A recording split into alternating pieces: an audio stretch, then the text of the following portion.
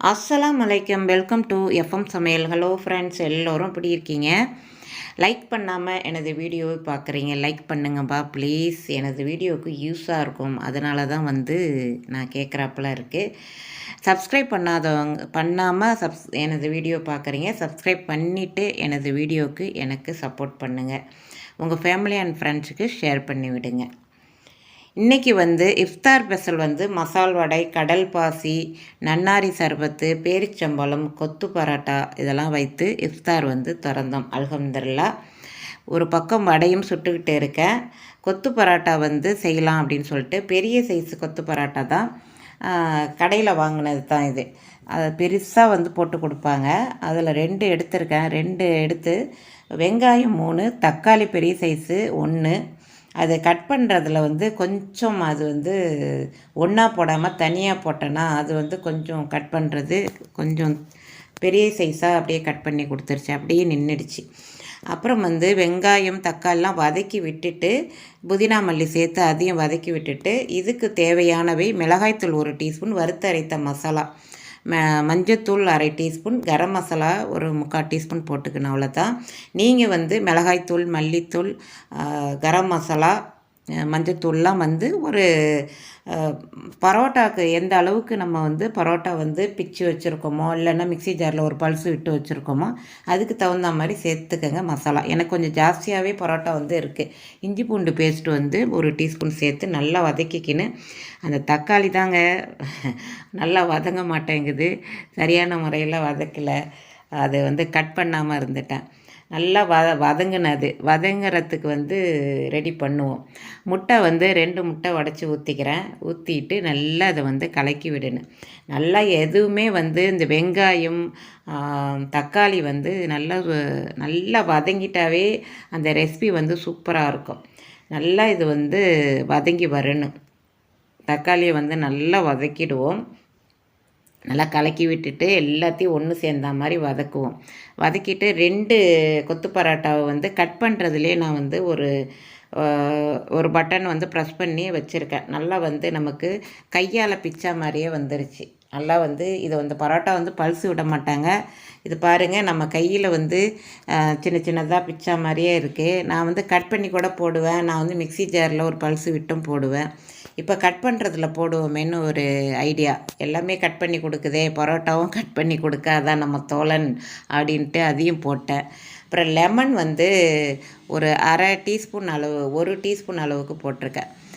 நீங்கள் 2 டீஸ்பூன் கூட போட்டுக்கலாம், பாதி லெமன்.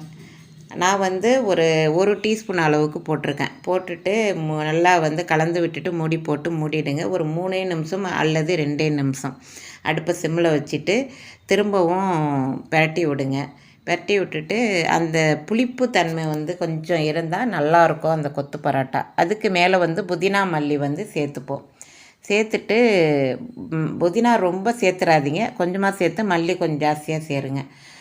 அவ்வளோதாங்க. அடுப்பை ஆஃப் பண்ணின்னு கொத்து பரோட்டா அருமையாக ரெடி ஆகிடுச்சு. அடுத்தது சஹருக்கு சாம்பாரும் பன்னீர் கிரேவியும் செய்துடுவோம் அப்படின்னு சொல்லிட்டு ரெஸ்டாரண்ட்டில் போய் சாப்பிட்டா மாதிரியே இருக்கும் இந்த பன்னீர் கிரேவி. இதே மாதிரி செய்து பாருங்கள். செய்து வீட்டில் அசத்துங்க, மீண்டும் மீண்டும் செய்து கேட்பாங்க.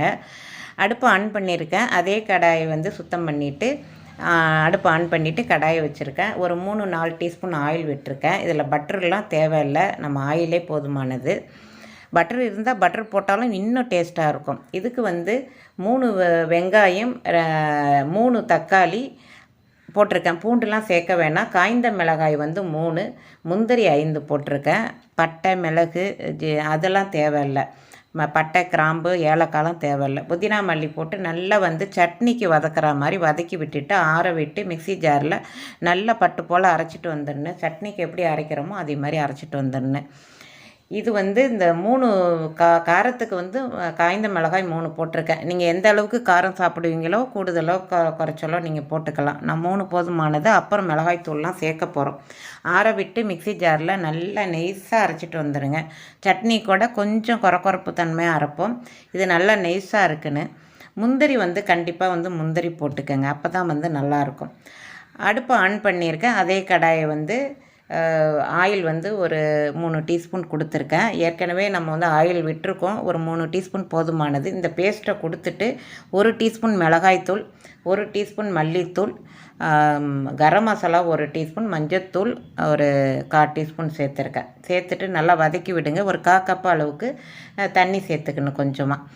ஏன்னாக்கா இது சில்வர் பாத்திரமாக இருக்கிறதுனால அடி பிடிச்சிரும். அதனால் வந்து ஒரு 1/4 கப் அளவுக்கு தண்ணி தேவைப்படும். அதனால் தண்ணி கொஞ்சம் சேர்த்துக்கங்க. இது ஏற்கனவே வதங்கினது தான், இருந்தாலும் ஓரளவுக்கு வதங்கி வருன்னு அதனால் இதை சேர்த்துருக்கேன்.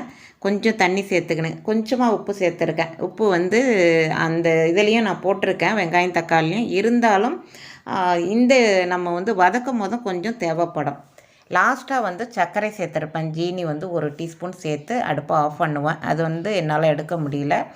நீங்கள் வந்து நாட்டு சர்க்கரையோ ஜீனி போட்டால் நல்லாயிருக்கும். 1 டீஸ்பூன் அளவுக்கு போட்டு இறக்குங்க விருப்பம் இருந்தால், இல்லைன்னா வேண்டாம். ஏன்னா போட்டால் நல்லா வந்து அந்த டேஸ்ட்டு வந்து நல்லா இருக்காங்க. எப்படி செய்யணுமோ அப்படி செய்தால் தானே அந்த ரெஸ்டாரண்ட்டில் செய்த அந்த பன்னீர் கிரேவி நமக்கு கிடைக்கும். சூப்பராக இருக்கும். இல்லை நீங்கள் ஜீனி வேணாம் அப்படின்னா நாட்டு சர்க்கரை வந்து 1 டீஸ்பூன் சேர்த்துக்கலாம். ஒரு நாளைக்கு சேர்த்துக்கிறதுனால ஒன்றும் கிடையாது. இருந்தாலும் வந்து சில பேர் சேர்க்க மாட்டாங்க, அதனால் நாட்டு சர்க்கரை சேர்த்துக்கலாம். ஜீனி சேர்த்தா ரொம்ப நல்லாயிருக்கும் டேஸ்ட்டு. நான் வந்து எப்போதும் வந்து பன்னீர் வந்து வெந்நீரை கொதிக்க விட்டுடுவேன். கொதிக்க விட்டு இறக்கிட்டு இந்த க்யூப்ஸை கட் பண்ணிவிட்டு அதில் ஒரு 5 நிமிடம் போட்டுடுவேன். போட்டுட்டு வடிகட்டிட்டு அப்புறம் அந்த க்யூப்ஸை வந்து இந்த கிரேவியில் சேர்த்துருக்கேன். நல்லா ஒன்று சேர்ந்தா மாதிரி, ரொம்ப போட்டு கிளறாமல் ஒன்று சேர்ந்தா மாதிரி அந்த மசாலாலாம் பன்னீரில் படுற மாதிரி நல்லா கிளறி விடுங்க. பிறகு லாஸ்ட்டாக கருவேப்பிலை சேர்த்துருக்கேன். கருவேப்பிலை சேர்த்து நல்லா கிளறி விட்டுட்டு ஒரு மூடி போட்டு ஒரு 2 நிமிஷத்தில் அடுப்பை வந்து ஆஃப் பண்ணிடணும். சூப்பரான பன்னீர் ரெஸ்டாரண்ட் முறையில் பன்னீர் கிரேவி அருமையாக ரெடி ஆகிடுச்சு. இன்றைக்கி சஹருக்கும் இஃப்தாருக்கும் உள்ள ஸ்பெஷல் வந்து, ஏன்னா ஒன்று காமிச்சா நமக்கு வந்து கரெக்டாக புரியும் அப்படிங்கிறதுனால நான் வந்து இஃப்தாருக்கு ஒன்றும் சஹருக்கு ஒன்றும் நான் வந்து உங்களுக்கு செய்து காமிக்கிறேன்.